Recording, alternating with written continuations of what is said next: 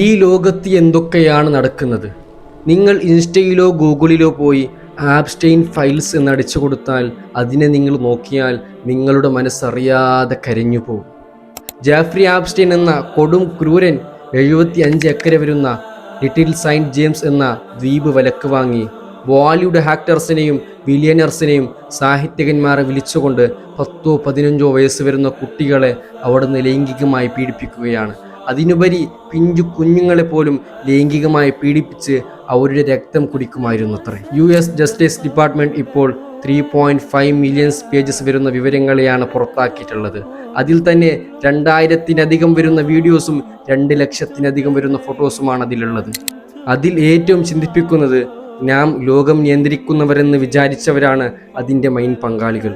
അതേപോലെ ഇന്ത്യയിൽ നിന്നും ഒരു ബന്ധമുണ്ട് എന്ന് പറയുമ്പോഴാണ് ഏറ്റവും വേദനിപ്പിക്കുന്നത്.